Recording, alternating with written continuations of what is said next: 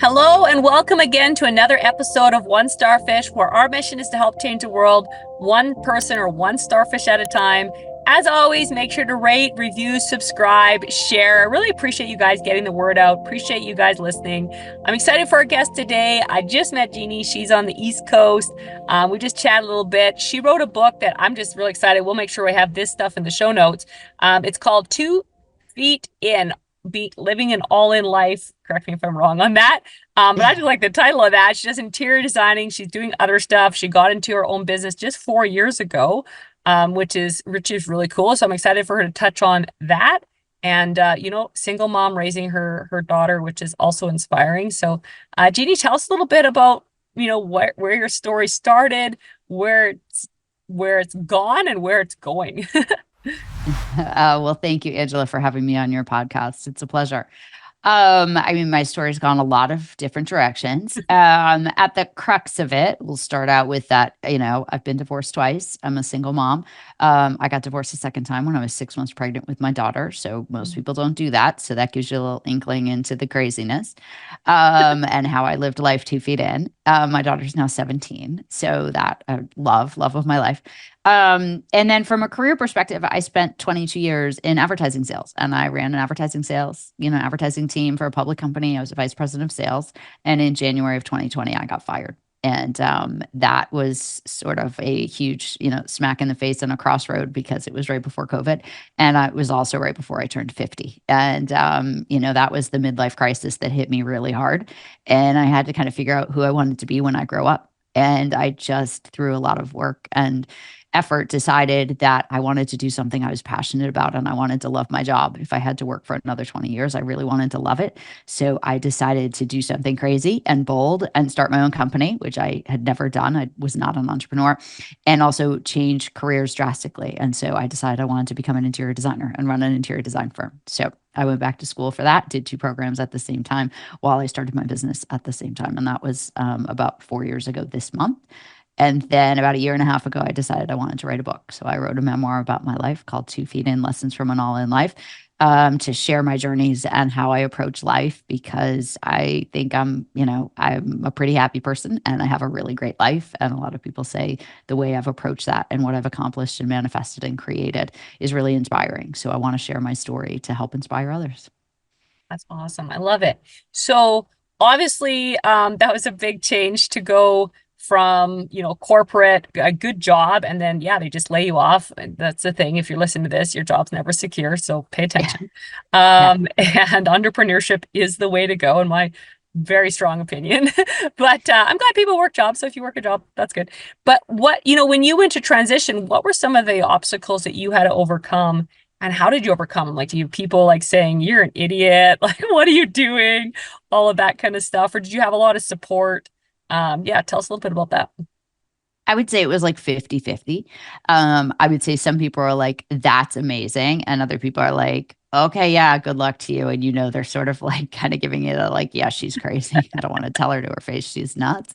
So I think a lot of it's a hard when you have a big corporate job and you're a single parent and you have a huge mortgage and, a lot of expenses. The concept of going from the safety of a big corporate job to running your own company is really terrifying. And I think all the people who sort of doubted it were like, okay, not only are you making that step and how are you doing that, but you're also going to drastically change industries of which you have zero professional experience in that industry as well.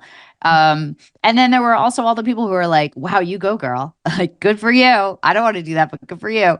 And so I think it's all the people that supported me that were like, you go, girl, you got this, you can do it. That, I built a little tribe of people that supported me along the way. And I still have that tribe, which is great.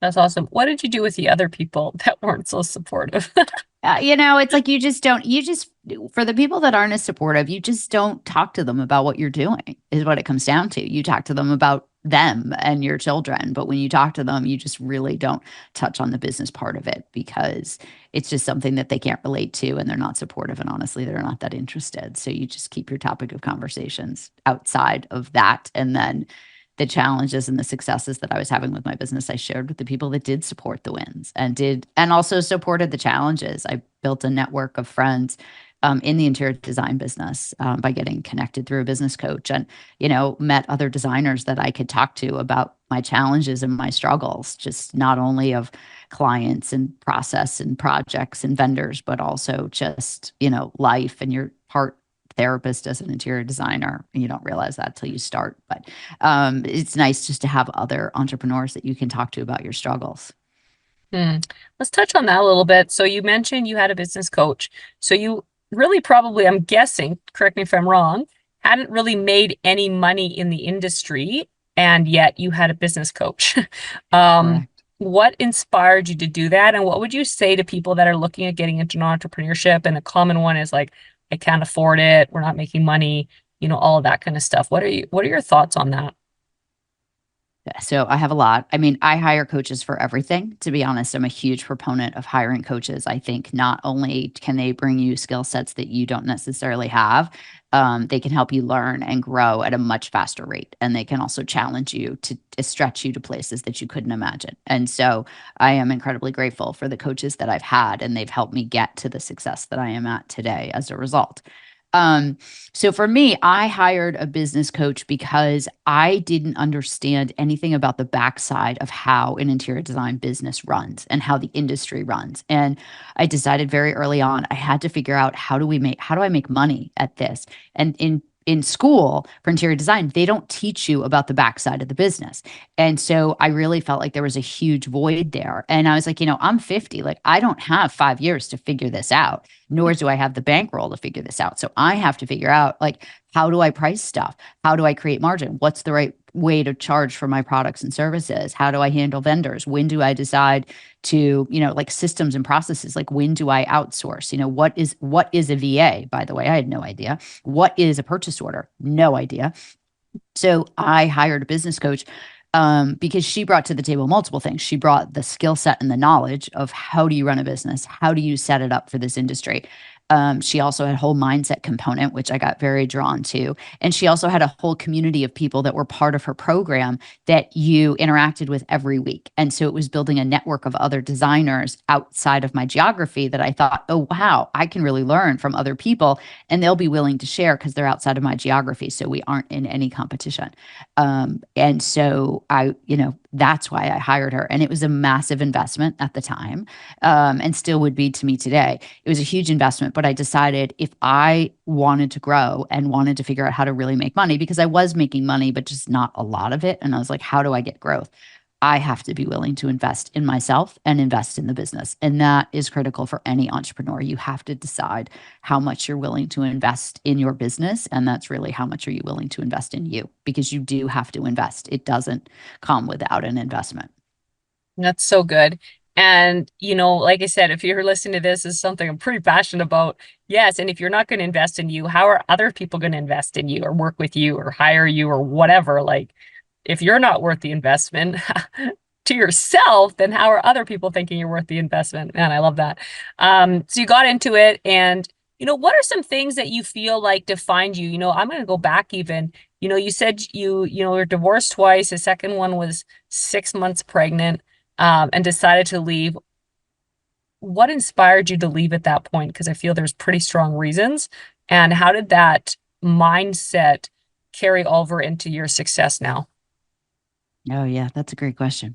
So I decided to leave because we were really struggling. We were having a lot of problems, and we were going to therapy, and it just was not going well.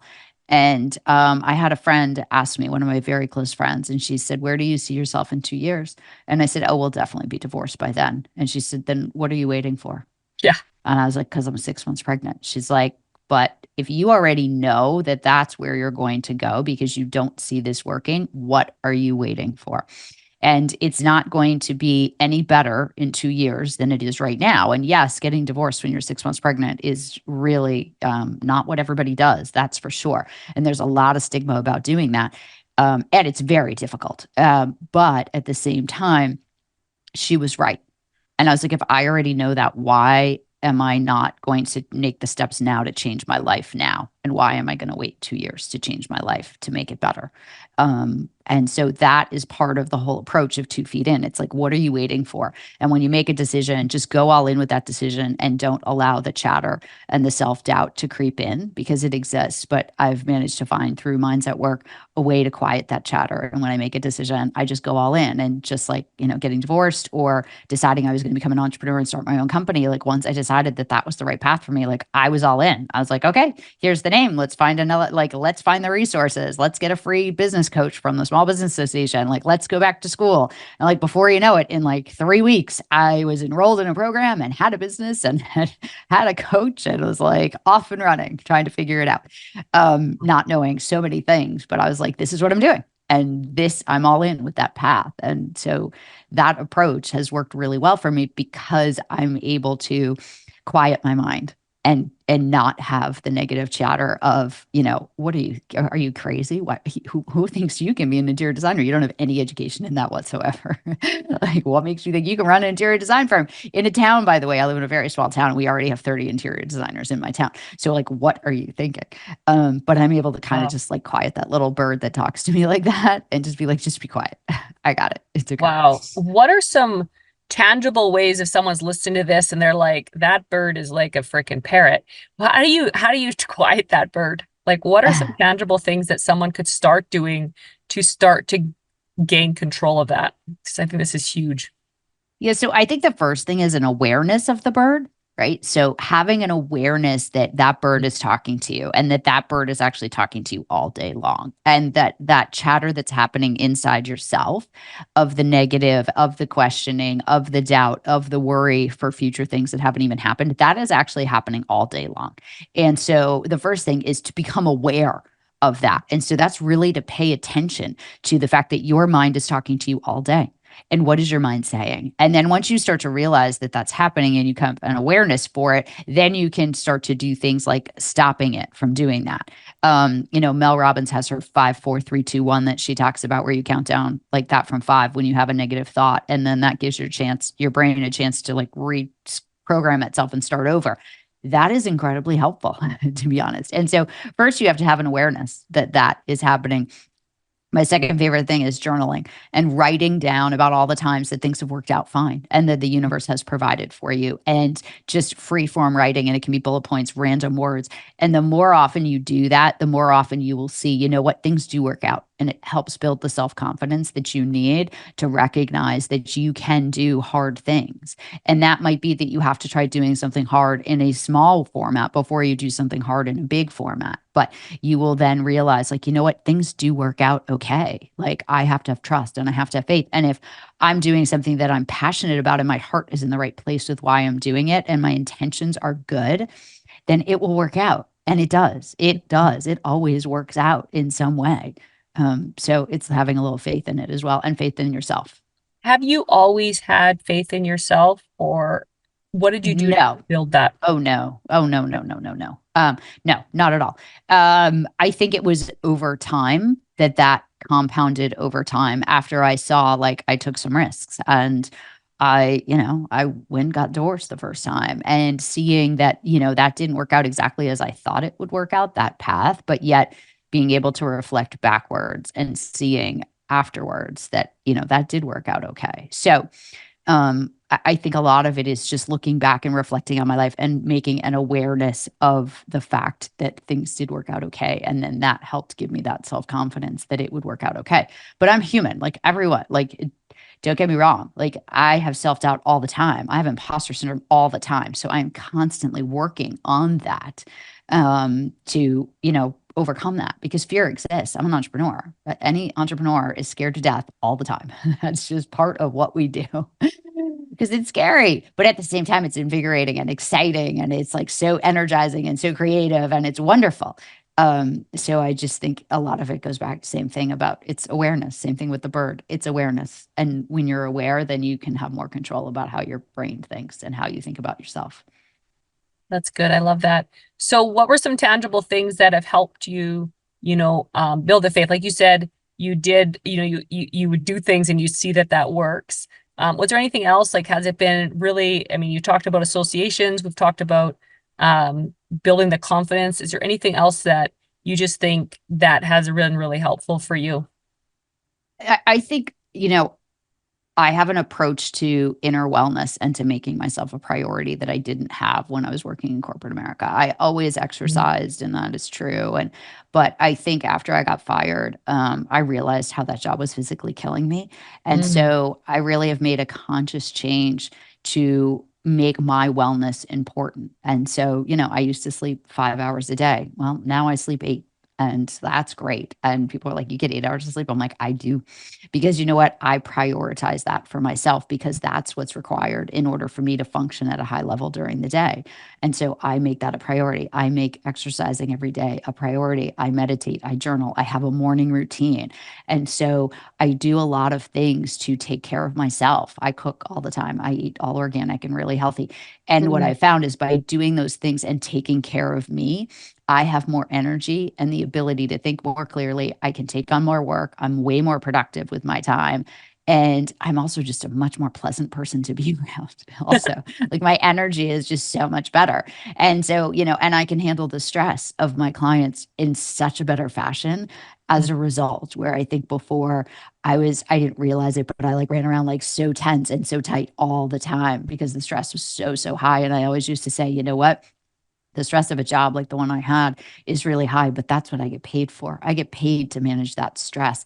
And that's just a terrible way to live life, because the stress is there and that stress is actually killing you. You just don't know it. So now, as an entrepreneur, I still have stress, but I control the dial of the stress and I can turn it up. I can take on more work or I can turn it down and I can manage it by making myself a priority and putting myself and my wellness first. And then I'm just a much better version of myself to be able to deliver back. I'm just excellent. much stronger. Yeah. Both physically, mentally, emotionally, I'm just much stronger. So I can take on more. That's good. I love this, guys. In wrapping up, we always ask three final questions. I know you'll want to get the book. Like I said, we'll definitely have that stuff. And then anything that we didn't touch on that you think would be really impactful for our listeners. First final question is if someone's looking for their purpose, what's one sentence you could say that could help them find it? I would say to them, don't think about money.